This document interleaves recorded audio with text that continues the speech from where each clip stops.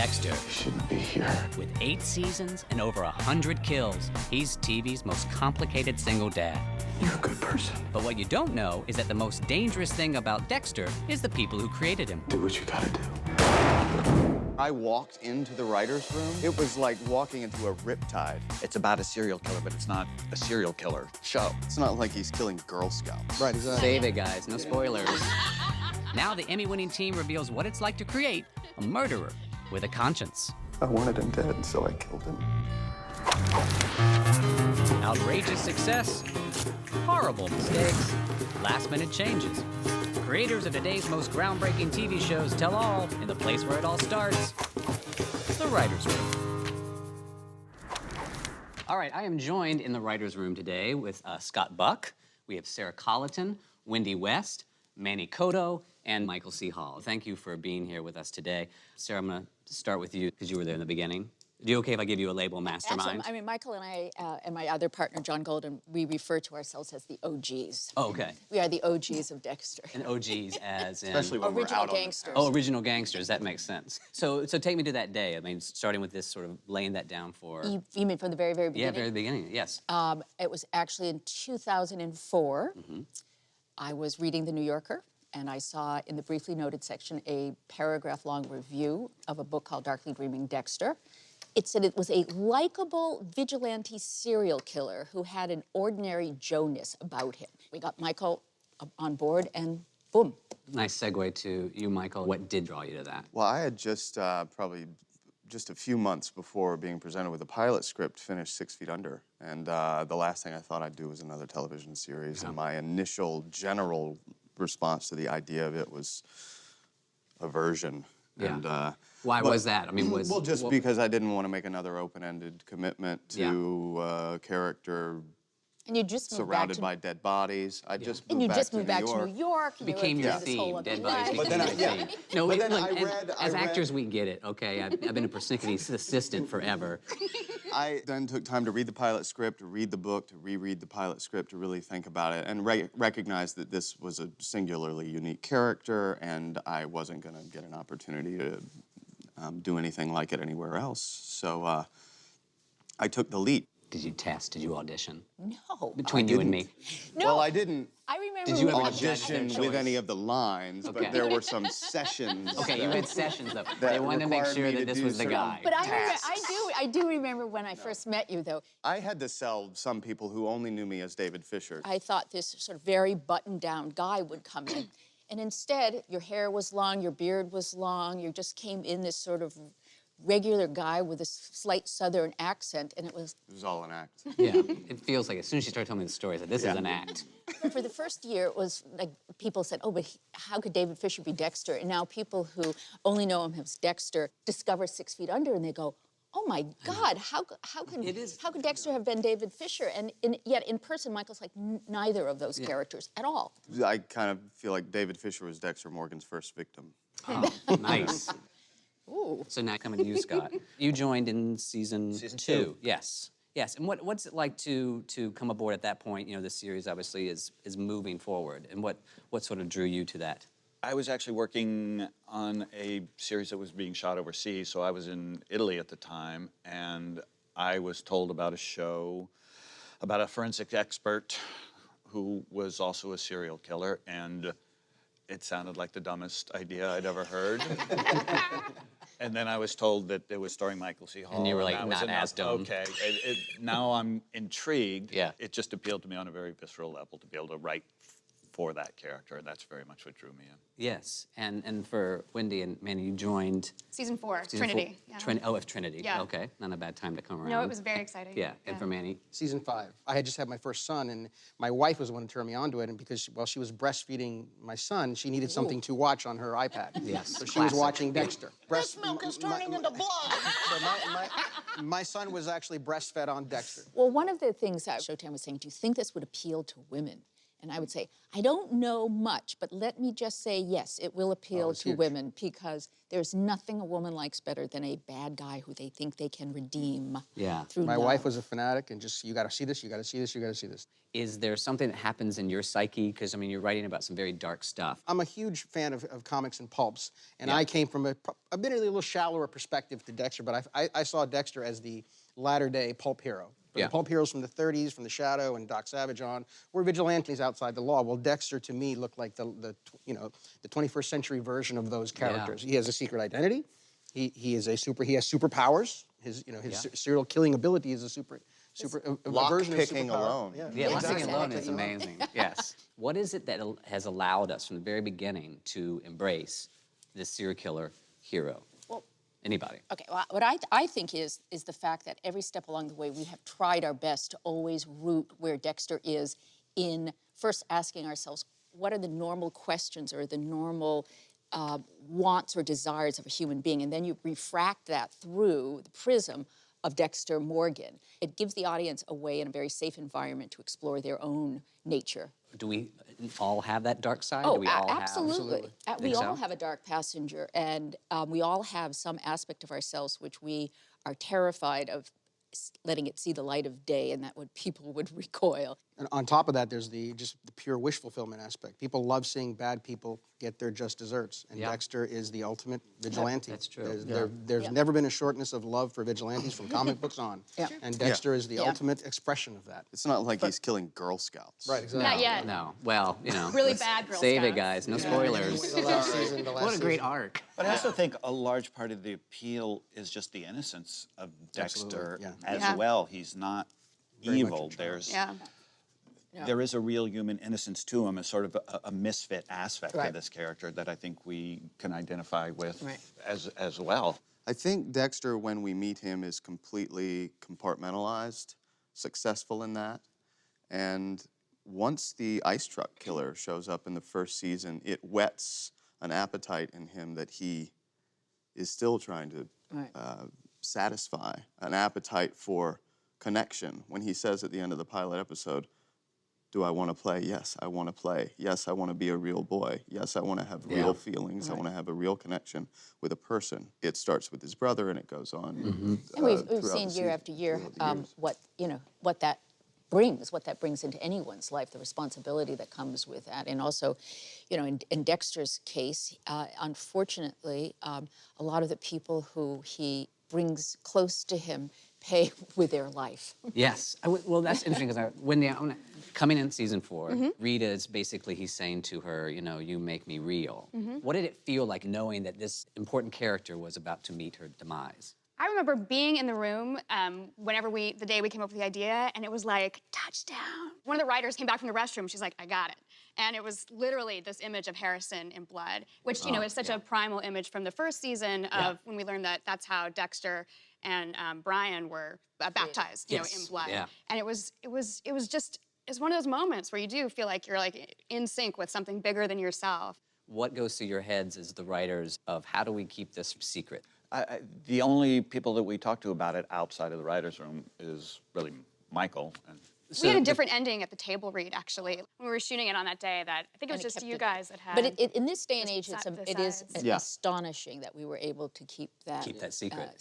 Because there's such interest in our storylines. It had to happen. It made sense, and it did bring a chapter of Dexter's life to a close. Because of his own indulgence in this relationship with Trinity, somebody paid the price. I mean, I think the tragedy of the character is it's not his darkness that gets anyone in his life in trouble. It's his appetite for light or connection or humanity. Yeah. It's his desire to have his cake and kill it too. Coming up, Manny tries to get himself fired. I can throw out a really bad idea, but Sarah will kill me. Oh, you're man, you allowed better to say think it. twice You got it, before you you do can't. this. I mean, you teed it up. You gotta say it.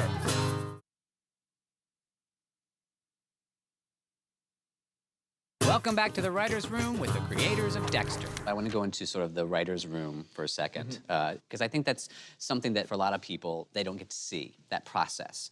Which is good. Which is good. Yeah, it's probably good. It is better. Off of that, are there, and be honest, because I think Scott really wants to unleash here. Are there disagreements, fights, all those kind of constantly. things? Well, that's what makes I up mean, the that's what a writers' writer's room Was that- is. That's what It's it just is, an basically. ongoing Oh, fight. yeah. What's at the core of that? The core of that is that everyone believes they know exactly who Dexter is and what Dexter's going to do. And so there are a lot of different opinions. You don't want people who are going to just follow the leader. You want people who have strong opinions and believe in what they're saying. And it's my job to Shut 'em down. tell them to shut up when I think they're wrong or to Yeah. encourage them. Good. Because you want to hear every stupid idea that crosses their head because one of those stupid ideas is suddenly going to be fantastic. The slightest change in that stupid idea becomes the most brilliant idea. Can you guys remember any moment where out of your mouth came a really interesting, maybe bad idea? I can throw out a really bad idea, but I don't. Sarah will kill me. I don't think she wants to hear it. Oh. Is this an All right, idea I that am you now keep? Am I allowed to say? Because this is. I'll tell you the really bad idea. Oh, you're allowed to say it? I You assume got you're it. You allowed to say can't. it. Okay, I won't tell you the bad idea. No, you gotta say that. You got to. Here's the great twist is that at the end of one of these seasons, last season, whatever, Harry walks out of the darkness. Alive. And he's Alive. He's alive. Has it was been pitched not every dead. time? And the final, James Remark. the last villain for the last season of Dexter is father against son. Oh my God. Sarah, how could you shoot that down? I actually told that to Sarah in a meeting, and Sarah said, "Did you pitch that? You didn't actually pitch that." I like did that you?" she went and hunted it down. Was it Wendy? Was it Manny? Did you actually say that? Did that come out of your mouth? You should also know that almost every one of Manny's pitches is preceded by, this is a really stupid idea. I love that. No. And now we all do Lower that. expectations. Yeah, we Guys. always do that now. Okay, it's always not this. This is the bad pitch. is the bad I version. always you find people saying That's that. the- In other that's what words, we like say. Yeah. I know this is bad. This is probably terrible, but Yeah. you're like, okay. Or they're thinking it's brilliant and they're like, they're gonna love this. This might be bad. Is that always what Those happens? kind of What if? ideas come in moments of desperation. But when they you're they looking so for, often, even if that idea is not used, it Exactly. inspires someone Right. else to find Exactly. the good version. I think casting John Lithgow was a mistake. Yeah. Yeah. I don't I will get it. say, like, How was working with him really quickly? He was amazing. He has Yeah. such a sense of playfulness about the way he works, and joy, and kindness, and he's disarmingly Yeah. nice. You know, like, Still to this day, I think one of my favorite episodes, which Wendy wrote, Hungry Man, which is the insane Thanksgiving that Dexter has at the Mitchell house. Where best of the dailies from that. Michael comes and is pulling John across Yeah. with his belt, and then they yell cut, and then they just look at each other and they start cracking John and up. I would burst into laughter all the fantastic. time because we were simulating this just bananas relationship. And it was so delicious. You know, Yeah. I think we were both just relishing it so much. Did you say you were thankful for me, Jonah? What's that? I did not say I was thankful for you. Because I'm not. I am so thankful for you, Arthur. Shut up. Whoa, Arthur. Kyle, perhaps it's time for you to go. I think I should stay. Yeah, talk about wish fulfillment. Yeah, I mean, we it's all would true. love to just strangle somebody at a I'm gonna Thanksgiving shut my dinner. uncle To down your previous now. question, like there was a lot of debate about killing Trinity. Yeah. Like there was Oh, really? there was a fair amount of people that very much wanted to keep him alive and have him, have Rita Resurface. die, and then like episode 4 of season 5 could be, because Dexter would be so hell bent on vengeance, that's potentially what he would track down. So it was really hard to kill him. It was a very sad scene to do and to write and to watch. Well, I think the fact that Dexter kills Trinity with, relatively speaking, a certain degree of understanding and compassion that isn't informed by what he ultimately discovers Trinity did to him makes it that much more complex. Absolutely. And then Michael, being executive producer, your opinions obviously are going to weigh in as well. Right. So are there ever times when you get into this thing, like you shut Manny down? No. we have all I received. feel like Manny needs to be shut down. Wait, Michael, we have all received beautifully written, That's what I do. passionate I basically just emails reserve the right that to, out just- of the blue, just Yes. present this like 3-page emails. But there was one day, I don't know if you guys remember, where I walked into the writer's room and I was in there for like 3 minutes and trying to articulate something, and everybody was chiming in, and I had to leave. It was, Really? it was like walking into a riptide of just ideas. And I appreciate that this is a very collaborative endeavor, and I don't try to do anybody else's job. I feel like I'm the guardian of my sense of Dexter's truth. But you've always been very good at when there. Yes, there are, please. no, there Yes. are. No, there are, Compliment him, Sarah. no, but there have been times when we've gone off on a tangent that we don't quite see, and you are great at saying, "Oh, whoa, guys, if you go down this road, this is what it does to Dexter," and you'll go, and this as soon as you say that, we'll go, "Oh, thank you." Whoa, it brings us right back to where we should be. So you are the guardian of Dexter, and you've always been very careful when you exercise that, but when you do, it's been enormously helpful. Coming up, fantasies realized. That was a fun episode to write because I just projected myself into my 70s. Yeah. It was fun for me to play because I got to kill Manny. Yeah.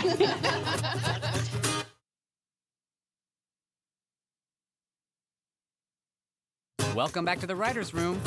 Dexter. Going into sort of the overall idea of the show, and a lot of shows on TV right now, you know, Bates Motel, Walking Dead, you know, horror in general, we talk a little bit about, but also difficult violence, sex and stuff. So what is it like to be a show that is in sort of that category? That's a difficult thing because you think of TV as escapism. I'll occasionally have a conversation with someone who has not watched the show. I can't watch the show because it's too violent. Okay. And that always disappoints me because our show is not, to me, it's not a violent show. It's about a serial killer, but it's not a serial killer show. It's about a person There's very little who actual happens to violence on be the a show. serial killer. Yeah.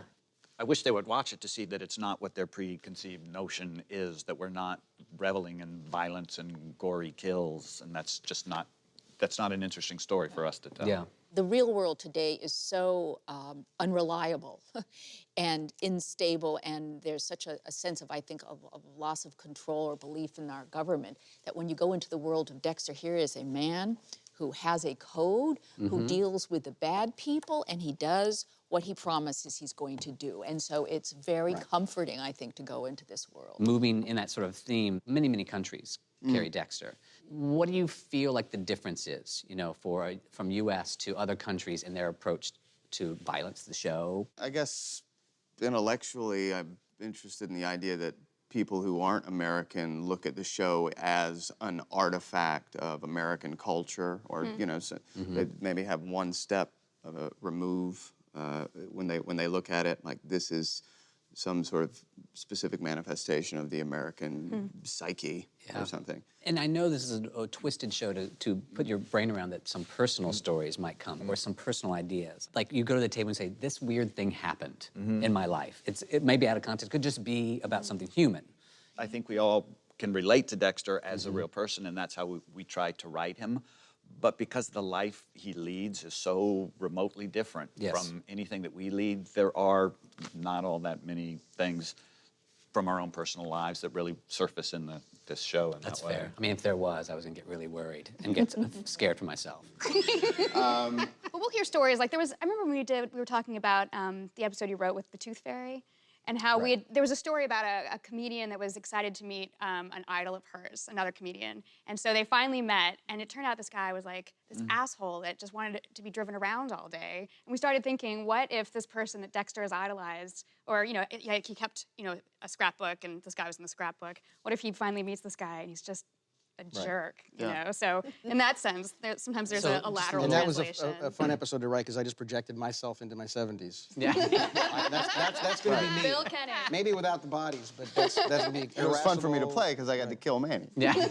That's Coming up, the gang gets sentimental about the end of an era. I think it'd be weird to leave everybody after so long. I can't wait. Scott can't wait. It's totally true.